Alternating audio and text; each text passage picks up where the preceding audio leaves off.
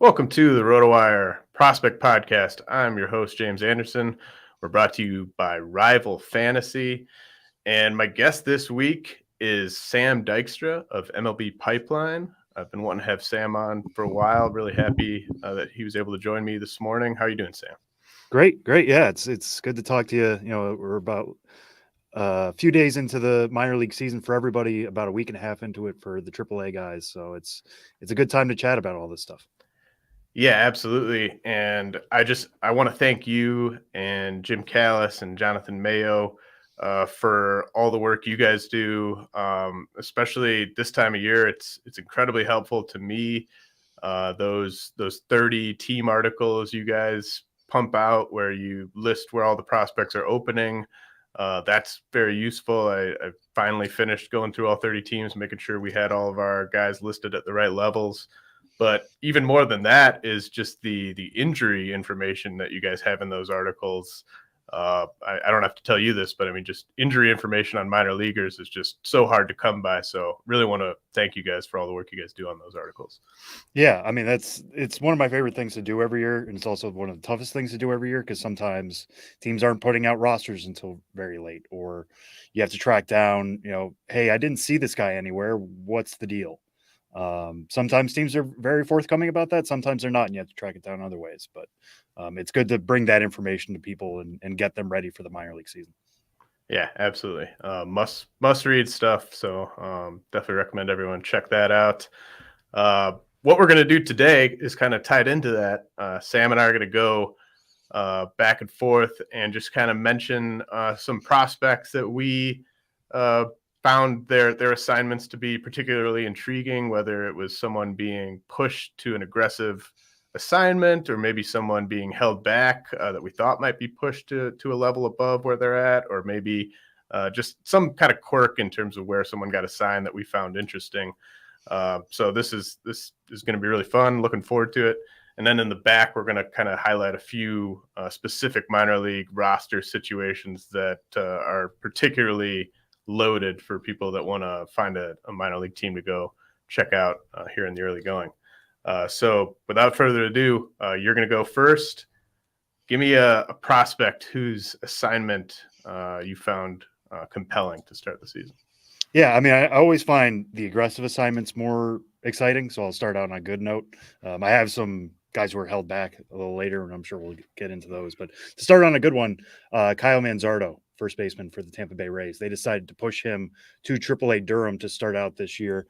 It wasn't a huge shock. I mean, he performed really well last year at AA Montgomery. He got in 30 games there. He slugged 550. He only struck out 15.6% of the time. He did Kyle Manzardo things, which is be selective. And when you do swing with purpose, hit the ball hard, which is how you would design any hitter. But the fact that he only got in 30 games, I thought there was a chance he could go back to the Southern League, especially with the Rays, how loaded of a system they are. They have some other first base options that they could use at Durham. Jonathan Rada is still there. Maybe he was going to be the full-time first baseman. I know he's a little bit more flexible defensively than Manzardo is, but they decided to push him. They realized, like, hey, this is one of our guys. This is a guy who needs to be challenged. We're not going to send him back to Montgomery, have him hit 350 over 3 weeks and realize we wasted 3 weeks of development with him. The Rays are a good organization, as we've seen year in, year out, at knowing what they have and knowing who they have. And they've, speaking to some people this offseason, the Rays are one of the organizations I work on for MLB Pipeline. They love Manzardo. They love the way he's hit in his first full year last year. So to see him get this assignment, I won't say it's a complete shock, but it's a nice surprise. It's nice to see guys only get 30 games, realize, all right, that's enough. There's nothing else you can do here, and get that next challenge. I think Manzardo could be, this year's version of Vinny Pasquantino, just a guy who doesn't strike out very much, has enough power, is hit over power at first base and is locked in there, but the hit tool is certainly going to get him to the major leagues at some point this season. Why not start him out at AAA? Yeah, I think that's a really good call. I definitely kind of took note when I saw that Manzardo was headed to AAA, and I'm sure some people are like, well, of course he's going to AAA. Look how good he was last year at AA. But the Rays, they had some cover. If they wanted to send him back to AA, they could just say, well, he only played 30 games there. So them sending him to AAA to start the season, it does kind of opened the window there for him to be up this year, sometime this summer. I wasn't really sure they were going to go that route. They've got a ton of guys, like you mentioned. They've got a Rada, they got Curtis Mead. They don't have Manzardo yet on the 40-man, but that was a big kind of signal that they're very open to him reaching the majors this year. They could have sent him to Double-A, but now he's just one step away. So I really like that call. Mine, I'm actually going to jump down my list because I also had a guy that the Rays sent to Triple-A, and Osleivis Basabe is someone who, we've been tracking for years, always has had this great hit tool back when he was in the Rangers system. But he had 0 home runs in 57 games at Double-A last year. I believe he's like 22, maybe he's about to turn 22. But he hit a home run in big league spring training, and then he's already got a home run in a week's worth of games at Triple-A. So, the Rays, I think they could have sent him back to Double-A. I know he is on the 40-man, but another guy where it just felt like they were giving this guy, Basabe, a vote of confidence and possibly a sign that there's some power coming that might surprise us this year if we factor in what he did in the spring and what he's done so far in the early going there at AAA. Yeah, I remember we were trying to debate like where to put him in the Rays list. Adam Berry, the Rays beat writer, puts together the top 30 for the preseason, and then I fill in as the season goes along. And we were having debates about Basabe versus Mason Hour, their outfield prospect who's tooled up, has 4 out of 5 tools. It's the hit tool that's the question.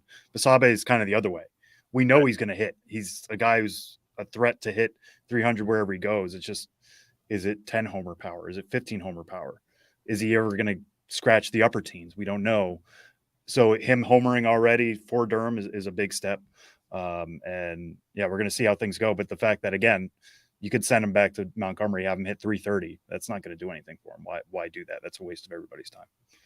Yeah, it's a good challenge, and it's early. It's only a week, but if we look up in June and Basabe is setting kind of career bests in the power department, I think that's very noteworthy because of what you said with the hit tool, and he can play multiple positions in the infield. I did think that the Rays just in general had some more aggressive assignments this year than I remember in past years. I thought we also saw votes of confidence for Junior Caminero, Cole Wilcox getting to skip over high A, Mason Hour, as you said, working on that hit tool, but he gets an aggressive push to Double-A. So Rays are not messing around. Nope. All right, who's your second guy? All right, so I'll go to the AL West, and again, just staying on the positive front guys who were pushed. This guy skipped over a level completely. Edgar Quero, the catcher for the Angels. He was kind of on the cusp of the top 100. We're going to have a bunch of graduations coming up soon. He might crack that list at some point.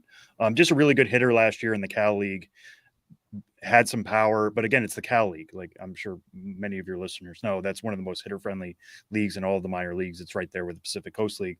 So guys who post good numbers there for a full season, I'm a little hesitant to be like, oh, well, they're great. Like there's some conditions out there that are conducive to hitting. But the fact that the Angels skipped him completely over high A and sent him to Double-A, which is a level that they have Zach Neto at, that they have Ben Joyce at. I mean, they loaded up that Rocket City roster, and they want Quero there to work with some of these advanced pitchers, like a Ben Joyce. Like all of a sudden, he's catching a guy who can hit 103. What went into that? I think they think the bat's advanced enough. We have some questions about can he be an everyday catcher defensively, but if they think he can work with an advanced pitching staff, that's a great sign. And one thing I want to point out is they skipped him over High A Tri-City, which is an extreme pitcher's park. And I think that has a lot to do with it too. If he's a guy you think can hit and the bat's what's going to make him travel towards Anaheim, you don't want him languishing at High A and doing all the right things, maybe putting in some good exit velos, doing all the under the hood stuff, but has an OPS in the 6s or 7s, and he's kicking himself and getting down when it's really a park issue. It's not a skill issue. So I thought that was interesting. I don't think there were that many assignments this year where guys just completely skipped over levels, and we might get into a few more later, but that really stood out to me of like, okay, we want you part of this project with the Trash Pandas. And if he hits there, just just as he did last year in the Cal League, then all of a sudden we're talking about a top 75, maybe even top 50 prospect. Yeah, I mean, we could spend like a half hour just talking about Angels assignments because there's all these different complexities, as you said, Tri-City and Extreme Pitchers Park, Salt Lake and Extreme Hitters Park, and so they just have kind of squashed everyone into Rocket City because they're trying to keep the pitchers out of Salt Lake and they're trying to keep the hitters out of Tri-City. Another guy that they this isn't going to be like my official guy, but like David Calabrese, like he wasn't even that good at single A and they skipped him over high A. So, it's the Quero one was very surprising. And then I started getting questions from people like, are they going to just move him to first base now? Are they fast tracking the bat? Because everyone knows that the catching is kind of the weaker part of his game. But it sounds like he's just going to stay on the catcher track and try to handle this AA pitching staff. But yeah, really interesting what the Angels are doing kind of all around. Do you have any thoughts on just kind of, do they sort of stand out to you as an org that kind of does things a little differently than the other 29 when it comes to assigning guys, rushing guys, maybe even picking guys in the draft that I think can move quickly? I mean, it's been interesting the last few years. I mean, they had that pitcher only draft. Was it 2 years ago? Which was fascinating as an industry. But I think, you got into it in terms of just how extreme their affiliates get, plays a role in all this stuff. Looking last year, I was surprised that Nito made AA when he did. So like on a certain level, a prospect starting out his first full season at AA would be surprising, except he got that time last year. Right. So now it's just like the water's warm. We know he can play there. It seems like they're just willing to let park factors be a thing and let that affect decisions. I think other organizations may make that call. They just don't have the extreme conditions that LA does. Yeah. I'll just quickly, this will be kind of, I'm going to lump two guys in on this, but just to kind of let people breathe a sigh of relief. I know a lot of people are excited about Bryce Miller in Dynasty with the Seattle Mariners. I'm very excited about Ben Joyce's potential as a future elite closer in the big leagues, but both of them got assigned to AA. I think a lot of people would have expected them to go to AAA, but I do just want to kind of reassure people they were sort of shielded from the PCL with those assignments. George Kirby, as we know, made the jump from AA to the majors last year because they just didn't even want him messing around in the PCL. So I don't know. Do you think we could see the same from Bryce Miller and or Ben Joyce this season, where their teams know that they're kind of AAA caliber arms, but they just didn't want them pitching in the PCL? Yeah, I definitely had Miller down as that potential. I mean, it really seemed like he was competing for a potential major league spot all spring, and then to bump him down 2 spots. Tacoma, at least by PCL standards, isn't as hitter friendly but there's still the potential for him to pitch in Albuquerque and Reno and Vegas and just get shelled for hitting balls that are like 310 yards and easy outs other places. So I get that. Joyce, I kind of want to see him at AAA. I know like the arm's electric and it's probably major league ready now. He just needs to throw strikes. I mean, we saw that in that Rocket City no-hitter 7-5 loss the other day. Of like, he started out that inning and wasn't throwing strikes, but I want to see how he reacts against even more advanced hitters first. Like he has such limited pro experience as opposed to Miller, who has a little bit more. I would want to see him get that chance. It's not like he's pitching once and then sitting on those 6 innings for a few days. Like, he needs the reps against more advanced bats, and he's going to get that in AAA. Yeah, that's totally fair. And if the stuff's as good as we think it is, I think it's reasonable to ask him to kind of master AAA first. All right, so who's your next guy? My next guy, now we're getting into like the not as aggressive assignments. I'm a little upset that Brett Baty's still in the minor leagues. I'll be honest with you. Oh yeah. Brett Baty, with talk of the spring was, is he going to make the opening day roster? Was coming off a thumb injury last year, made his major league debut. So we know they thought he was major league ready at some point last year down the stretch. was he going to elbow Eduardo Escobar off of third base? They decide to not do that. And that's, an interesting call. Maybe 3-4 years ago, we're talking about that of like, okay, well, he's a prospect, whatever. But now we're in a world in which there are incentives to put your prospects on the opening day roster. We're seeing Jordan Walker, who's younger than Baty. We're seeing Anthony Volpe, who's younger than Baty. And both of those guys have zero major league experience. All three of them are top 20 prospects on our list. We all think very highly of those guys, that they can hit and will hit at the major league level. So for the Mets to be like, we don't want him up here right now. And then, of course, what is he doing so far at AAA Syracuse? He's hitting the crap out of the ball. Like, he's slugging above 700, I think, last time I checked. He had, when I was checking yesterday, and then I know he did well again yesterday, he had the highest average exit velo in all of AAA. It was around 100.5. And I know average exit velo isn't a perfect stat because, like, if you deflect a ball and it goes rolling up the line, that gets factored into it. I get that. But he's hitting the ball hard, and that's all Brett Baty has ever done. What he needed to do was starting to elevate the ball. He did that more last year at AA and AAA. That's why he got the major league call. He looked good this spring. I just think if you're the Mets and you're in a spot where, hey, we didn't win the division last year and it was a close race, we need all the help we can get from day one. Why are you sending Baty down? And why, we can get into a different conversation of like, why are you not playing Francisco Alvarez right now either? But Baty should at least be getting that shot. He is one of the best bats in the org, and he should be getting everyday reps at third base at the major league level. I think he's good enough defensively to handle that. I know that's like maybe the biggest question. I think he's going to be average at worst there. So if that's the case, let him see the bright lights of Queens and get him up there as quickly as you can and help you win potentially a division. When in a competitive race. The Phillies are the defending NL champs. The Braves were really good again last year. I mean, I don't see why the Mets are wasting bullets with him in Syracuse. Yeah, I totally agree. I mean, I think it's probably more to do with them just wanting to give Eduardo Escobar one more shot. But I think, it's the GM's job to put the best players on the big league roster. It's the manager's job to make sure everyone kind of accepts their role, understands their role, and really tough to argue that they did that in terms of putting their best players on the big league roster with the Baty opening at AAA. As you said, Francisco Alvarez not playing as much as we'd like right now. Hopefully that kind of trends in the other direction. I've got another positive one. I thought the Red Sox sending Nick Yorke to AA was a really nice vote of confidence for him.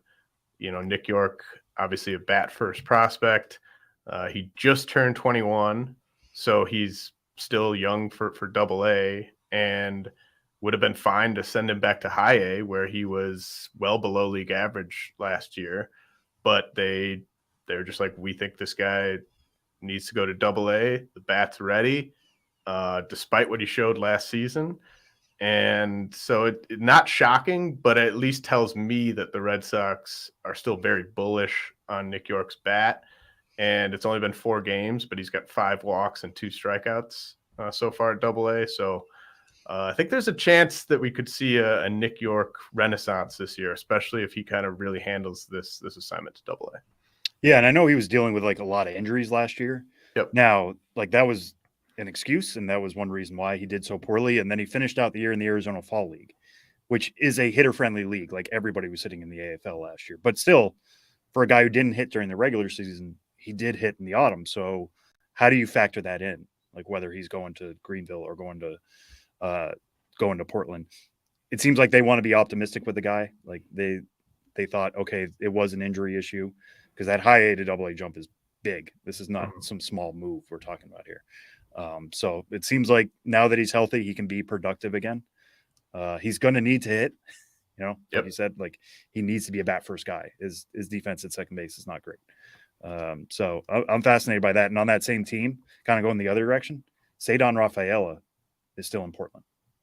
He wasn't one of my guys, but like I know Jarren Duran being at Worcester is taking up center field time, and they still want to believe in Jarren Duran. And if he's there, Rafaela needs center field reps too. But like the guy did really well at AA last year. I don't know how much he has to prove still. Like plate discipline is the biggest thing for him.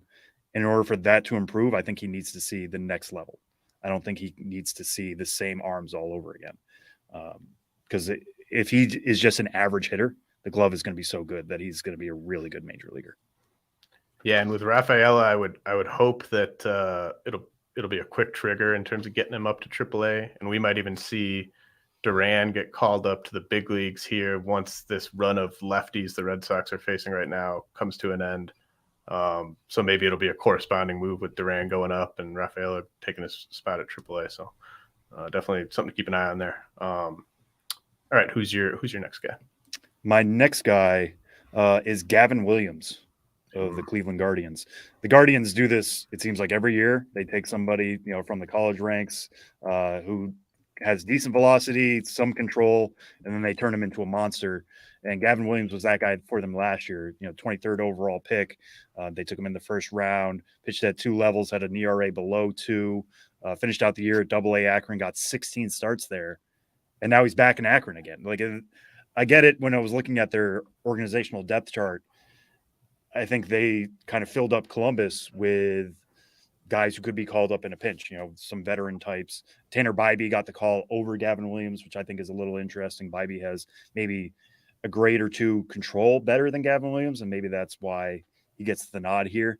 But again, Gavin Williams is somebody you make room for, is somebody who needs to be challenged. I mean, he struck out 82 and 70 innings last year against only 26 walks, had an ERA 2.31. And then what does he do in the first outing for Akron this year? He strikes out 9 and 4 1/3 innings. Like, I just don't know if he's being challenged right now. The control is, we have it down as a 50. It's 4 above average pitches. It's a fastball that can be in the mid 90s. All the pieces are there for him to see the major leagues at some point. I'm sure it was a call between Bibee and Williams, but again, it's just notable that out of those 2, Williams is the one who's still in the Eastern League. Yeah, man, that's a really good call. I was getting questions all spring about Gavin Williams from people wondering if he was healthy because he hadn't pitched in any big league spring training games. And then we get the sigh of relief of seeing, okay, he's healthy. The stuff's there. He completely dominates in that first AA start. But then you're just kind of wondering, like, why is he there? Right. What's he learning from this? He's just mowing these guys down. There's no resistance at all. Yeah, I think you make a really good point about the types of pitchers they sent to AAA, more sort of polished guys, maybe lower ceiling guys than Williams. But I mean, this is a guy that, I think you let him kind of kick the door down if you can, because they're already their depth's really getting tested so far, and it's only been a couple weeks. So yeah, that one was surprising to me. I mean, do you like, I've always liked Gavin Williams more than Bibee, just because of the upside. I mean, is that kind of your read on it as well? Oh yeah, totally. I mean, we have Williams ahead of Bibee in our top 100. It's the upside is there to be like a potential number 2 in a rotation. It's funny talking about this stuff, and you brought up a great point before about Rafaela. You can see how moves down the depth chart are just going to push guys down. There's only so many rotation spots. There's only one center field, et cetera, et cetera. Maybe guys get quick hooks, and we're like thinking about this too hard. But even for him to start out there is still a move that they made. It is a choice that they could have sent him to Columbus if they wanted to, and they didn't. So maybe he only gets 3 starts here, and all of what we're saying is, doesn't matter by the end of April, but it matters now. And I don't. We'll see if that means, like, come June or July, if the Guardians have a rotation opening, and we're looking here and we're like, well, Williams has the better upside, but Bibee has been at AAA all summer. Maybe Bibee gets the call first, and that'll be a fascinating call. Yeah, my guy Bernie Pleskoff, former scout, told me that he heard a Roger Clemens comp on Gavin Williams this spring. So pretty irresponsible, but that's the type of upside we're talking about. All right, speaking of upside, my next guy, Kahlil Watson. So just a disastrous first full pro season last year, was striking out over a third of the time at single A. Obviously, some makeup questions really came into play. I think the team suspended him, but he's still 19 years old. But he impressed in the spring. he gets sent to high A, despite the struggles and everything at single A. And he's already got a home run. He's already got 3 steals, more walks and strikeouts in just 4 games at high A. So tiny sample. But, we might see Watson just really put up some crazy numbers this year. If he can kind of focus just on baseball and focus on being the best version of himself, he could carry over that success from the spring. They didn't baby him with this promotion. And I also think it's noteworthy that you kind of look at the 4 shortstops from that draft. Marcelo Myers still at high A. Brady House at single A. Jordan Lawler at double A. So Watson right squarely in the middle of that pack, despite his struggles last season. Yeah, I was going to bring that up. I mean, it's crazy to think it's only 2 years ago we were talking about Kahlil Watson as like right up there as a potential top 5 pick, and right up there alongside Lawler and Meyer and Jackson Merrill, who like all of those guys we now have as top 20 overall prospects. So the talent's not that far away. I mean, I don't think a year is enough to completely deflate his balloon, but it brought up a lot more questions. You mentioned the contact rate. That's a big one. If you're not going to hit the ball at single A, then it's tough for us to project you to be even an average hitter by the time you get to double A or triple A. The one interesting thing, you were going through his stats before, he gets moved up to the Midwest League, which I know the Florida State League is a pitcher's league, but the Midwest League early on this year, I mean, it's been cold up there, and the hitters are not hitting. So the fact that he is makes him even more fascinating, I think. Yeah, I mean, Beloit's just right down the highway for me, and I mean, it's heated up here these last few days, but usually you could kind of just throw out that first month of Midwest League performance with a lot of these guys, because it's just it's not normal baseball playing conditions a lot of the time. So that's a great point that he is in Beloit in the Midwest League. So definitely a guy to keep an eye on over these next few weeks, Kahlil Watson, because if he handles this assignment, I mean, he could put up some pretty monstrous numbers. And that's a fun infield with him and Yiddy Cape down there at high A. Mm-hmm. All right. You got anyone else? Yeah. I mean, I already said one catcher whose name is Quero. I'm going to go back to the Brewers organization, Jefferson Quero, who was at double A Biloxi. Somebody, again, who also got Arizona Fall League experience last year. Spent most of last year at single A Carolina, got 20 games in at high A Wisconsin. So he got even less time at high A than Kyle Manzardo did at double A when we were talking about him before. Quero gets pushed to double A right now. He's only 20 years old. He's going to be 20 for the entire summer. So he is young for that level. He's not the youngest player on his team. That goes to Jackson Churio. That's probably going to go to Jackson Churio for a good long while. Yeah. But Jefferson Quero, we think might be one of the best defensive catchers in all the minor leagues. I mean, the way he was throwing guys out in the Arizona Fall League was really special. It sounds like he works with staffs really well, which I'm sure is going to help with him, with this jump to double A, working with a more advanced staff. They really believe in the glove. Can he hit? I think he can be like a 260, 270 hitter with maybe, 12 to 15 home runs. And if the glove is going to play, that's a really special player as it is. We just need to see it over a long sample. He had some injury issues last year as well, which is why he was in the Fall League. But Quero getting the confidence of the Brewers to join Churio on that Biloxi team is something we're definitely going to keep an eye on. Yeah. I mean, that Jackson Churio walk-off homer was something. Quero is a really good athlete for a catcher, and I think that athleticism really helps him defensively. And for fantasy, there's a massive gap between his sort of real life prospect value versus his fantasy prospect value. But you're talking about his defense.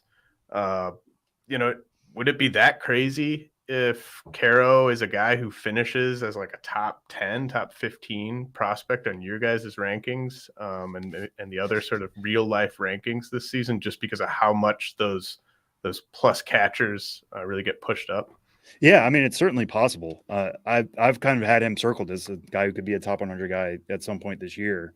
And, we've been willing to stuff Francisco Alvarez, who's kind of his inverse in some ways, that we really believe in the bat. We have some questions defensively. So if Quero can perform in the Southern League like he has before and have that notch on his belt, like that's going to be big. And I don't know if I'd be willing to go like top 10 on him, but there's potential for at least top 50, I think. Mm-hmm. Yeah, I mean, it's like that's where sort of the biggest disconnect is on real life lists and fantasy lists. Like I remember like Gabriel Moreno was sort of a consensus top 10 real life prospect, and you just can't really get close to that in terms of fantasy value. So I could see Quero kind of going down that same path, but like the Brewers have already turned William Contreras into a passable framer, and Quero's just a naturally good defender. So I mean, he could be a Gold Glove caliber backstop if it all kind of comes together for him. Okay, I do have a couple honorable mentions, but the last guy I do want to really kind of highlight, and this one really was disappointing to me because I thought we would see this guy kind of in the middle of the summer taking over a prominent role, and that's Dustin Harris. The Rangers sending him back to Double-A. He's going to turn 24 in July. He's already on the 40-man roster. I know he wasn't that much better than league average at Double-A last year, but I mean he had a 346 OBP at a strikeout rate under 20%, 215 ISO at Double-A. I know defensively there's some question marks, but I was really disappointed to see the Rangers send Dustin Harris back to Double-A. I don't know if you have any thoughts on that assignment or why they might have done that. Yeah, I'm kind of perplexed on that one too. I think it's just I bet they probably want him to be like 30% better than the level. Maybe Sure. like they really want him to push for Round Rock. And there might also be some, I don't want to tread on what we're going to talk about later, but being a part of that Frisco core, there are a lot of really good players on Frisco. And if you think that's the potential future of your organization, getting those guys to play together now, could mean something. That might be part of, getting Evan Carter and Luis Angel Acuna in the same room with Dustin Harris this season. There's something to be said for that, I think. Yeah, that's a good point. And that's more of a glass half full way to look at it. That's giving them the benefit of the doubt. They just want him to play with those guys. That's why he's there. I like it. All right. Why don't I'll just let you kind of like empty out your sort of notebook if you have any more guys that you want to hit here. I've got a few, and then we can move on to our next segment. Yeah, I think you hit on Junior Caminero before in the Rays, and I don't want to spend too much more time on the Rays, but people will love it if you talk about Caminero for the next like 10 minutes. So I can do that. I mean, he's just one of those guys. Like we were talking about Curtis Mead a few years ago of how they plucked this guy from the Florida Coast League, and then all of a sudden he pops in a way that nobody expected. Caminero's that next version. I mean, he did that last year. They got him from the Dominican Summer League, so even lower than Curtis Mead was. They like the power. They like the bat. They've moved him around defensively between third and second, and he might get a little bit of short, but like it's the bat that's going to push him. And now all of a sudden he's at high A at 19 years old. It's not Jackson Chourio, but the fact that this time last year he was starting out at the complex in Florida, and now all of a sudden he's at high A tells me something. And to go back to what we were talking about before of getting guys to play together, also at high A is Carson Williams, who is a really gifted defender at shortstop. Those are two guys who you want playing next to each other, developing some chemistry. So Caminero getting this call with that power, I think, is really interesting. And the other one I want to point out real quick, I don't know that much about this guy, or I didn't know that much about this guy just a few weeks ago. I don't do our Angels list. That's Jonathan Mayo, who pours in a lot of work on this one. But Nelson Rada, who's the 14th prospect for the Halos. After last year with Chourio, he skipped over the stateside complex completely. He went from the DSL straight to single A. It took him a few weeks, I think, until they put him on Carolina. Rada spent all of last year in the Dominican Summer League and now is in the Cal League on opening day. So he's beating Chourio's timeline. Now, I don't think he has the tools Chourio did. Like Chourio was a top 10 prospect for us in a pretty good Brewer system this time last year. Rada's 14 in a so-so to bad Angels system. But the fact that they did this, alarm bells should be going off. Like, why is this guy so special that he can be here already? He's not turning 18 until August. Like, it's just fascinating about him getting this push to the Cal League. What numbers can he put up? We'll have to see, but it's definitely somebody that should be on people's radars now. Yeah, absolutely. He was the next guy I was going to highlight. And, like you said, I can't tell you a ton definitively about him, Rada, but, from the scouting reports I've read, it seems like the speed and power have been ticking up as he's added strength. Very selective hitter. We've already kind of seen that in his approach early on at single A and what he did in the DSL. So I think he's going to work counts. He's going to make guys throw him strikes. And people have been asking like, who's going to be this year's Jackson Chourio? My sort of long shot call was Josue DePaula with the Dodgers. I thought there might be a chance that they would skip him over the complex and send him to single A, which they did not. Rada doesn't have that level of kind of upside juice, really, at least from what I can tell. But like you said, sending a guy for his age 17 season to single A, they might be expecting bigger things than the rest of us. And anyone who puts up numbers there at that age has to be taken very seriously. So I think in dynasty leagues, if you can add Rada as just a spec and just sort of see where this goes, I think that's worthwhile. Even in shallower leagues, just because it's always very appealing to have a 17-year-old who might be breaking out in full season ball. But then again, it's like the Angels too. And I feel like I'd be more kind of all in on seeing where this goes if it had been a different org, because they just seem to be pushing everyone. Right. So it's hard to know whether it's them just being overly aggressive with a bunch of their assignments or whether it's more about the player here. Yeah, I mean, it comes back to one of the things that I'm always most excited about with this stuff is that you can study how everybody did last year, how their tools look. You can try to project it out, and there's going to be some surprises. Nelson Rada was a surprise. Like, this is a surprise assignment. Yep. So now it forces us to dig in more and see where things go. And hopefully we'll be surprised again. I mean, that's one of the biggest joys I have is finding out somebody improved because they're not static. These guys are working on stuff all the time. And I know what you're saying about the Angels being one of the most aggressive orgs we have. But they must see something. They don't want him going there to fail. Yeah. Yeah. And just as we kind of wrap this segment up, I mentioned David Calabrese earlier. He finished last year at his numbers at single A looked terrible, but he did finish strong. And so just pay attention to what Calabrese does at double A. He does have defensive chops. He's got speed. So if the bat is more advanced than we thought, that's noteworthy.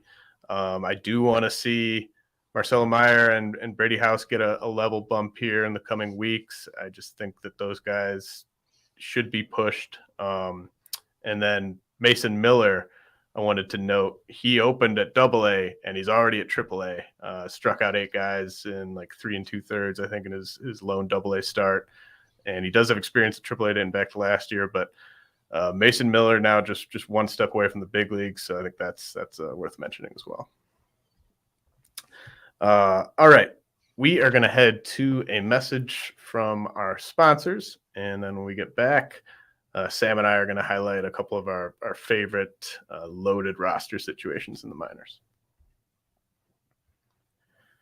A new MLB season means it's time for a new kind of daily fantasy baseball. Rival Fantasy is the fantasy platform reinventing the way daily and weekly games are played, and they've brought new games to the ballpark this year that fantasy players won't find anywhere else.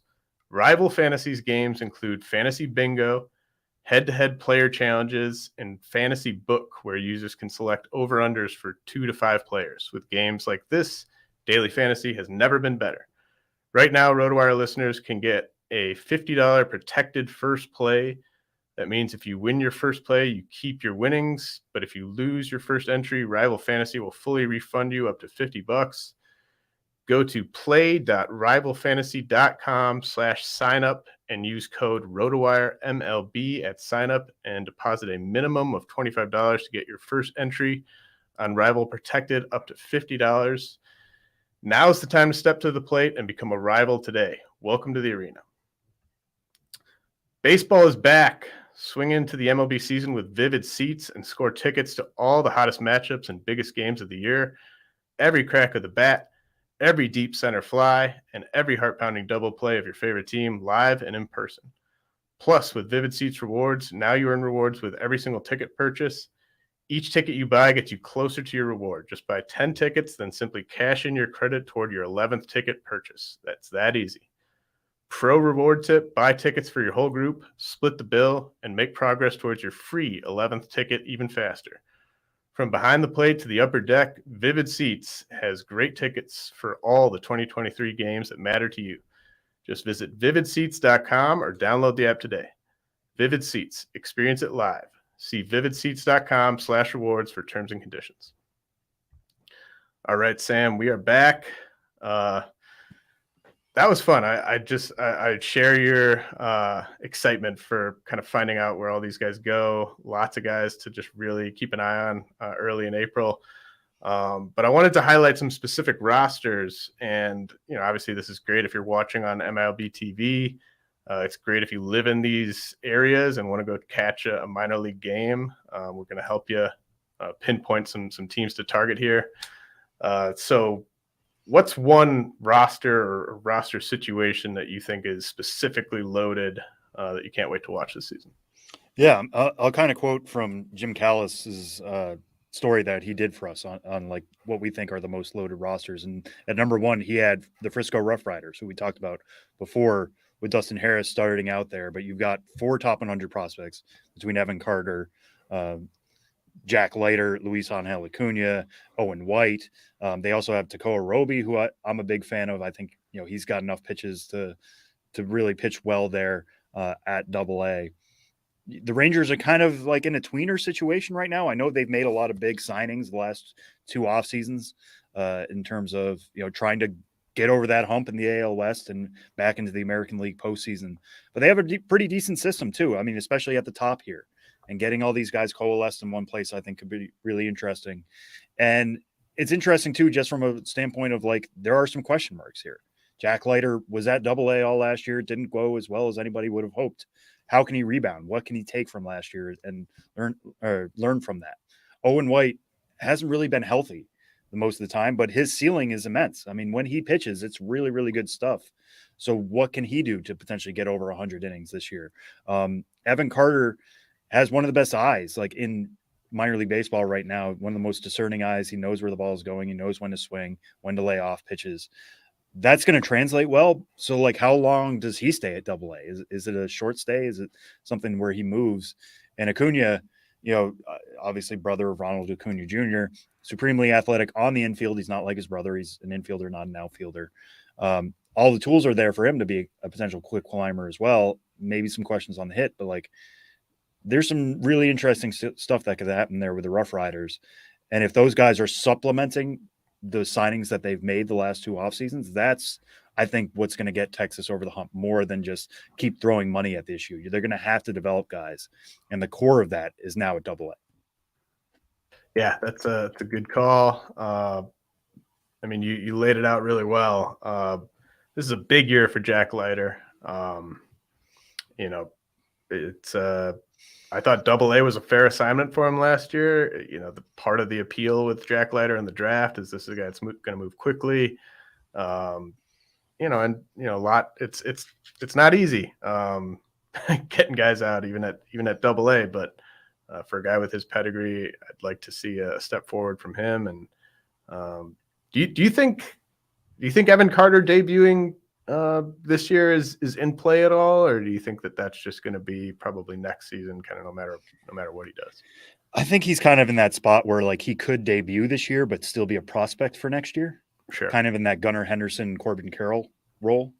Corbin Carroll's actually maybe like a good idea of what that could be for Evan Carter. Corbin Carroll began last year also in the Texas League, moved up to AAA, debuted late in the year, just to get him that look. Like if the Rangers aren't in the running and they are getting squeezed out come September, you want to make space for Evan Carter. Like it's a bat that's going to play at the major league level. I think anybody who starts out at Double-A has a shot.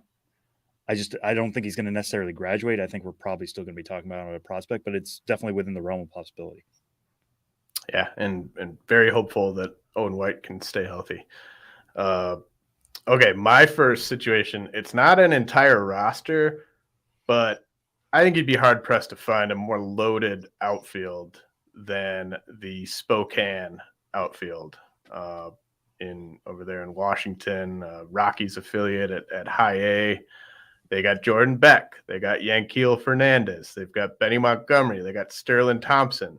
This is just all kinds of pedigree in the draft on the international market. Guys with big time offensive ceilings, and it's an incredibly hitter friendly home park there in Spokane.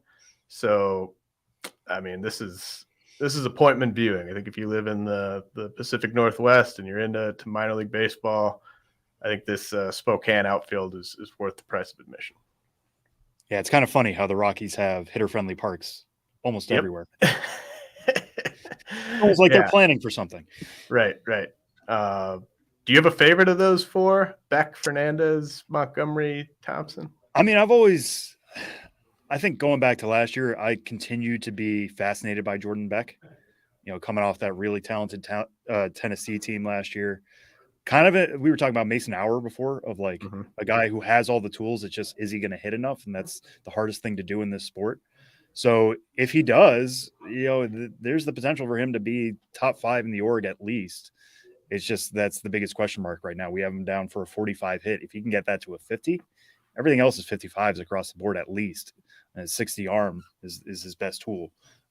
So I'm just fascinated to see how he's going to hit. And being in a hitter's park, there's not going to be an excuse. He should be at High A. He should be able to produce there. It's just a matter of doing it now.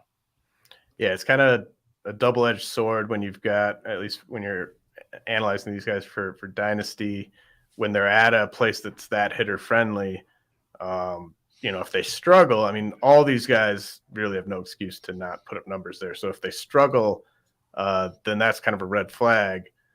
But I mean, I remember looking at like the Astros, Asheville High A, like that roster last year. Every single guy on that team had just insane numbers. Yeah, so it's just kind of like, what do you even do with this?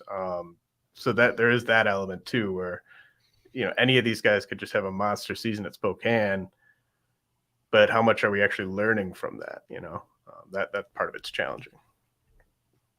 Okay, what's your next roster situation? Yeah, I'm gonna keep kind of going down the, obvious things are obvious train and say Norfolk. Okay. Norfolk, the Norfolk Tides, the AAA affiliate of the Baltimore Orioles, was loaded. It's still loaded, even though they've technically lost Grayson Rodriguez. But you look at that lineup now. It's Colton Cowser, Jordan Westberg, Joey Ortiz, who I think is a really good shortstop, Connor Norby, who we just put into the top 100. So those are 4 top 100 bats alone. They also have DL Hall on the pitching side, who I know there's some serious debate over whether he's a better reliever or a starter. If I was making the call, I would probably just move him to relief. I think he can be a wicked reliever. But they still say, hey, we think we can get enough out of him, enough strikes out of him to be a starter. So that's going to continue this year at Norfolk. And, that's to the benefit of the Tides. I mean, this is already a situation. We saw what happened when the Orioles called up a bunch of guys last year, and then all of a sudden they were surprising. Well, the next wave is already here. Like it's knocking on the door. All of these guys should be competing for major league spots at some point this summer. And then it's going to become a situation of like, how do you sort everybody out? Right. Like Jordan Westberg's an infielder. Connor Norby's an infielder. Joey Ortiz, I would keep him at shortstop, but again, another infielder. It's going to be a lot of guys trying out the outfield, guys trying out first base, guys trying out something else. Kobe Mayo's not very far beyond. He's not on this team yet, but he's another guy they're going to have to figure out where he's going to fit defensively. It's a lot of good problems for the Orioles to have. It makes it all the more frustrating, the fact that they didn't make moves this offseason to add some veteran types to this. But, if they look at last year's model and think like, okay, if we just add more prospects to this soup, it's going to be even better. The ingredients are there. Yeah, I mean, this might be the most loaded roster in the minors. Not surprising when you have a farm system as stacked as Baltimore's has been these last couple of years. The AAA affiliate being loaded is not a surprise, but I mean, yeah, like you said, it's just stacked. The infield, especially, the two-way infielders. They can all hit, they can all field. And I think, they've got sleepers in the pitching staff. Like I like Noah Denoyer a little bit as a sleeper. Yeah, I mean, they've got Drew Rom, who's kind of an interesting lefty. So just talent up and down that roster. And it's, like you said, good problem for the O's to have, where they can kind of let competition sort of fuel, who's going to get the at-bats. But very frustrating, I know, for a lot of dynasty league managers to sort of figure out who are going to be the everyday infielders for this team in about a year. Okay, my next one, it's a 1-2 punch in a high A rotation, but I think both these guys have massive breakout potential. I'm really excited that they're in the same rotation, and that is Bubba Chandler and Anthony Solometo at Greensboro. I just think that that's such a fun combo of high upside young pitchers. Bubba Chandler is the power righty, and then Solometo is kind of the lanky lefty with the kind of Bumgarner delivery. So it's just a really fun duo, and I know Solometo's velo might be ticking up a little bit, which would be huge for him. He's going to just always give uncomfortable at bats to hitters. If he can throw strikes, I think he could really break out this year. And then Bubba Chandler, I think the sky's the limit for him if he can stay healthy. Just really explosive stuff. Now that he's full-time on pitching, I think this could be a breakout year for him as well. Yeah, Bubba Chandler's somebody you could easily have to last segment. I mean, either of us could have. The fact that you mentioned, he was a two-way player. They made the decision this spring to be like, you're pitching only. This is the quickest way you are going to get to Pittsburgh is by pitching. We think you could be a hitter, but just go out there and sling it. And they could have easily sent him back to Bradenton and just be like, okay, last time you were here, you're working on two things. Let's see what it looks like when you do one thing. But they believe so much in the arm and that he can, be good enough for the fastball, breaking balls, the changeup. He thinks that's coming along. He was really excited to put that into use. I love it. I love to see that guy challenged and just be like, no, we believe you are a supreme athlete and a supreme talent. And now it's time, your time to prove it.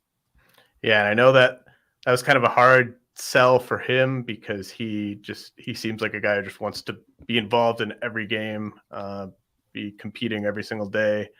But yeah, I think like the Pirates said, it had gotten to a point where they would have wanted to assign him to one level as a pitcher and one level as a hitter. So kind of had to pick a lane. But yeah, I mean, if you're around Greensboro and you can kind of time it to watch either of those guys start, I think it's well worth it. What's your next situation here? Yeah, so my last one, I'm going to go off. I'm not going to pick a team that was on that story, although you should check it out for more loaded rosters across the minor leagues written by Jim Callis the other day. But mine is going to be Fredericksburg, single A affiliate of the Washington Nationals. Nationals, it could not be more clear. They are in a rebuild mode right now. They are all in on the prospects, trying to develop these guys. They're pushing them from every angle, right? From like a marketing standpoint, from a, the GM is talking about prospect assignments on opening day of the major league season. Right. That was fascinating. So you look at Fredericksburg and it's like, if this experiment is going to work, it needs to work here at single A. Cause you look at the roster, who's going to be there. Elijah Green, their first round pick last year, supremely talented, some serious swing and miss issues, especially on high fastballs. And that really showed up last year in the FCL. That's why he wasn't the first overall pick. But when he hits the ball, it's really hard, and he can play center field. It's going to be a difficult decision for them down the line of who is their future center fielder between James Wood, Robert Hassel III, Elijah Green, some of these other names that are trickling in as well. But it's not just him. I mean, Brady House, who you mentioned before, is back at single A after having a back issue last year that knocked him out for much of the year. And it seemed like he was trying to play through it. And that's why the numbers were so bad through the first half. They think that it was a maturity issue, not that he was immature, but that he was somebody who was always told, hey, be a gamer, go out there and play every day. And he didn't want to look weak when he had a serious back issue. Mm-hmm. That's behind him now. He could absolutely tear the cover off the ball and be up in Wilmington in 2 weeks. But the fact that he's here now playing alongside Elijah Green, I think is really interesting. Harleen Susana is one of the most electric arms in the minor leagues. He pitched to Fredericksburg. The tail end of last year was included in the Juan Soto deal. Was up to 103 already. They really like his slider too. Is he going to have enough of a third pitch to be your starting pitcher? We'll have to see. But for him to be at a single A affiliate to begin the year, again, it's just loaded with tools. And there's some other names on that list that they need to kind of have pop-up prospects too, like an Armando Cruz, who we've always known is a supremely good defender at short. But the higher he climbs, the more questions we have about the bat. Dalen Lyle missed all of last year with Tommy John surgery, but the report on him coming out of the draft 2 years ago was that he can be a 55 grade hitter. He's somebody who could hit his way pretty quickly. We just don't know what he's going to be like coming out of that. This is where the Nats success needs to start. And that may be difficult to swallow because we're talking about single A. We're not talking about triple A. It's going to be a while for these guys to reach the capital, but it's easy to see how excitement is going to be generated by this Fred Nats team. So it's one I'm going to be keeping a close eye on for the first few weeks. Yeah, and that, there might have been like you were talking about with Dustin Harris and maybe wanting him to play with the rest of that double A team. That might have been part of why House is going back to single A here for a bit, just to be with these guys. I mean, if you go to a Fredericksburg game and can get there a little early and catch some BP with Green and House, would recommend that, especially if you can do it on a day where Susana's pitching.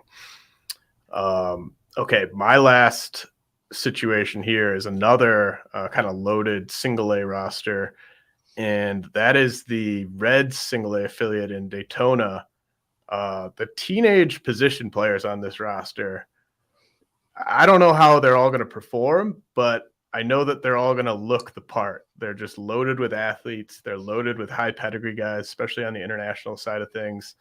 You got Cam Collier, obviously, but then Carlos Jorge, Sal Stewart, Hector Rodriguez, Leandro Balcazar, Ariel Almonte, Victor Acosta, Melvin Valdez. I think most of those guys got seven figures when they signed.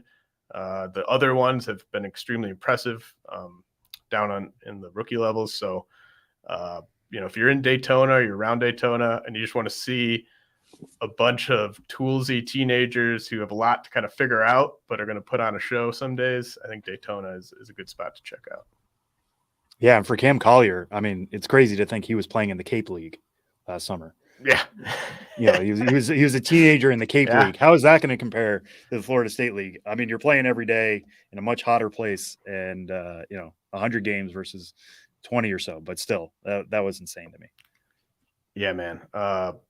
I can't wait to see what he does this year. I mean, he's so young that he could be forgiven some struggles this year against single A pitching, but he's also just so talented, and he's been on this fascinating sort of trajectory.